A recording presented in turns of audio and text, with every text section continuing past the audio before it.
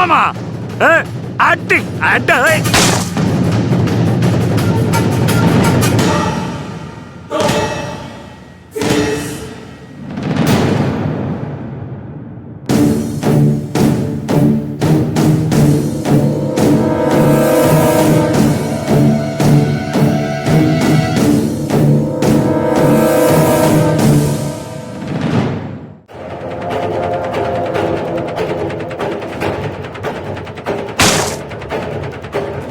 So முடிவு பண்ணிட்டேன்.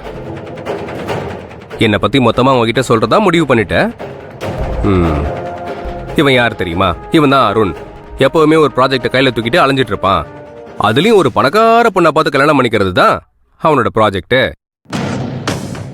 இவன் ஒரு அயோக்கியன், ஃப்ராடு, பணத்தாசை பிடிச்சவன், அப்படி இப்படி இப்படி அப்படின்னு எல்லாத்தையும் சொல்ல போற அதானே? இல்ல,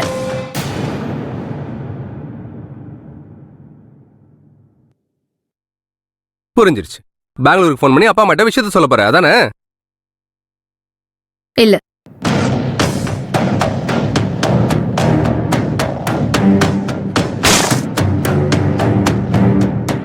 இவ்ளோ சொல்றல்ல, அப்போ நீ அந்த உண்மையெல்லாம் அவங்க கிட்ட சொல்லிட்டு எங்கயாவது ஓடி போயிரு. நீ யாரு, நான் யாரு, உனக்கும் எனக்கும் என்ன உறவு, இது எதுவுமே நான் சொல்ல போறது இல்ல. நீயே உண்மையை சொல்லிட்டு மன்னிப்பு கேட்டுட்டு ஓடிரு.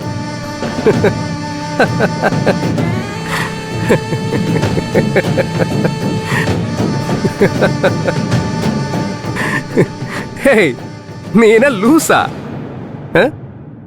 எனக்கும் ரோகிணிக்கும் பாதி கல்யாணம் முடிஞ்சிருச்சு. நிச்சயதார்த்தம் முடிஞ்சு எல்லாரும் அச்சதையை போட்டு ஆசீர்வாதம் பண்ணிட்டாங்க.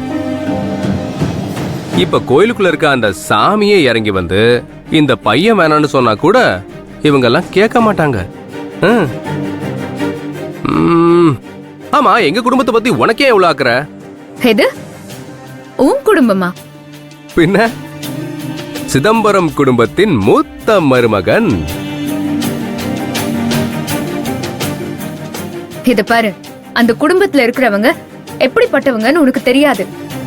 அந்த மாதிரி ஒரு குடும்பத்துல நீ கண்டிப்பா இருக்க கூடாது. நான் இருக்கவும் விட மாட்டேன்.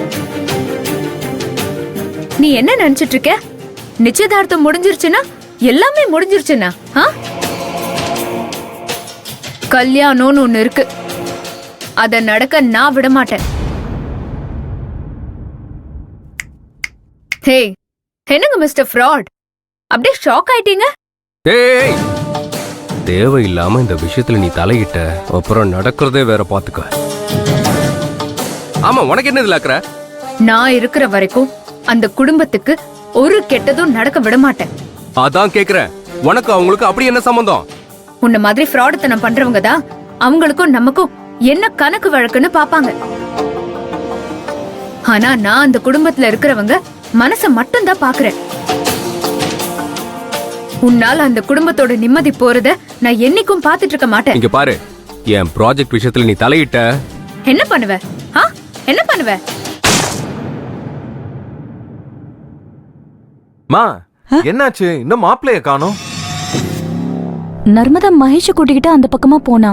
அவ எதுக்கு மாப்பிளைய கூட்டிட்டு போனா? மா, அவ இந்த கல்யாணத்துக்காக நிறைய கஷ்டப்பட்டிருக்கா. அதான் மாப்பிளைய பாக்கணும்னா. அதுதான் பயமா இருக்கு.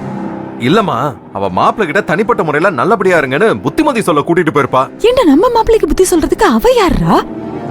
எல்லா விஷயத்திலயும் முந்திரி கொட்ட மாதிரி மூக்க நுழைச்சு எதையாவது செஞ்சு மொத்தமா கெடுத்துருவா. நீ போ, முதல்ல போய் மாப்பிளைய கூட்டிட்டு வா. போ போ.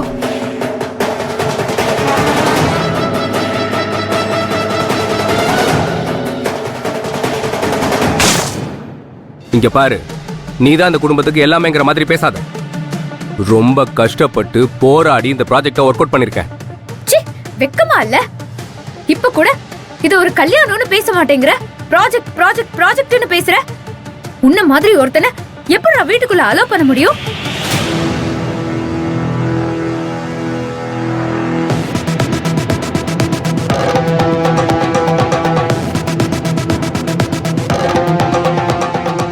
நீ என்ன வேணாலும் சொல்லி இந்த கல்யாணம் கண்டிப்பா நடக்கும். நீ என்ன வேணா பண்ணி பாரு, இந்த கல்யாணம் நடக்கவே நடக்காது.